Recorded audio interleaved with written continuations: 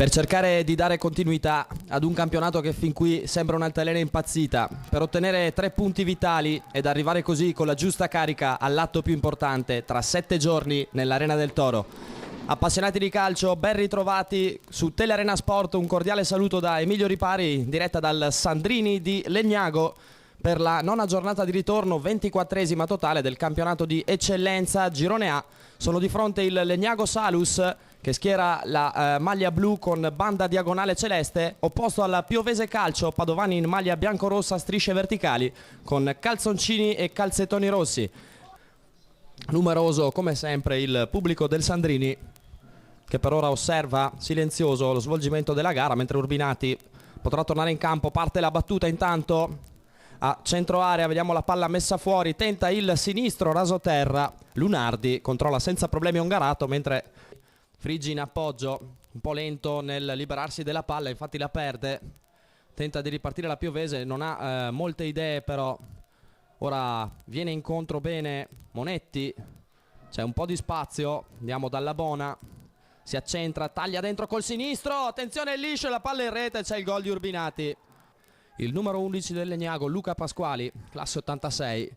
Vediamo Carminati ora, si propone, ancora Pasquali, elude l'intervento di Urbinati, Friggi si accentra, prova il sinistro, centrale, nessun problema per Minet, comunque si fa vedere il Legnago al 19esimo minuto di gioco, ormai 20esimo, 25 i minuti nel corso del primo tempo, sempre Piovese avanti 1-0 al Sandrini di Legnago. Ora attenzione, Urbinati ancora su Ongarato, miracolo di Ongarato.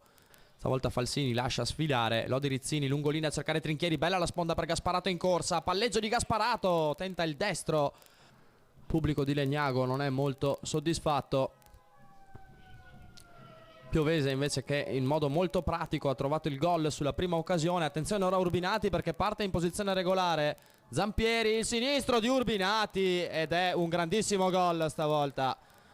Non si può lasciare troppo spazio a questo giocatore come a Monetti. Trinchieri per Gasparato, ora Gasparato, buona l'idea per Pasquali, attenzione Pasquali, è tutto solo, il destro di Pasquali e sbaglia, un'occasione clamorosa il Legnago Salus per riaprire la partita.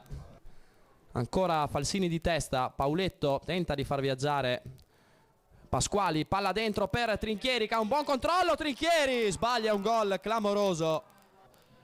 La battuta di Gasparato, dentro Trinchieri di testa, la palla resta lì, mischia, attenzione sinistro, miracolo di Minet e gol di Trinchieri, e c'è il gol di Trinchieri, il 2-1, 16esimo gol in campionato di Trinchieri. La rabbia del Legnago e del pubblico al Legnago che adesso sta attaccando a sprombattuto alla ricerca del 2 pari. C'è ancora molto tempo da giocare, siamo all'8° minuto, attenzione ora il pallonetto al volo del neoentrato proprio Brighenti, un errore nel cross, stava per trasformarsi in un pallonetto davvero velenoso, molto attento Minet, quindi Lunardi va a puntare l'uomo in velocità, rientra, buono il numero di Gasparato, guadagna il fondo, cross, Trinchieri di testa e palla in rete, il gol di Trinchieri, il balletto sulla linea di fondo, esplode il Sandrini per il 2-2. Chi non deve abbassare la guardia o accontentarsi di aver recuperato il doppio svantaggio in 16 minuti.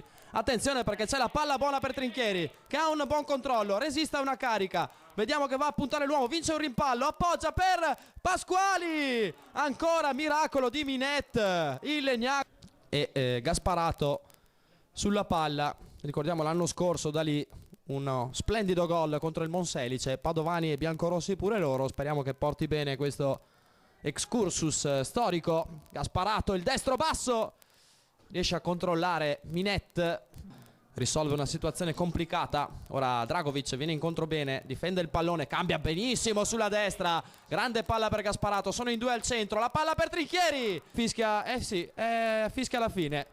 Peccato perché il Legnago si ferma a metà dell'opera, manca il colpo decisivo del 3-2 che gli avrebbe permesso di arrivare, male che vada, prima a pari punti al big match di domenica prossima a Cerea. Ricordiamo il risultato finale, meglio sicuramente della fine del primo tempo perché il Legnago riesce ad impattare se non altro 2-2 contro la Piovese. I marcatori: doppietta di Urbinati per gli ospiti al 14° e 40° del primo tempo, al secondo della ripresa e al 15° della ripresa Trinchieri per il Legnago. 2-2 finale tra Legnago e Piovese Calcio.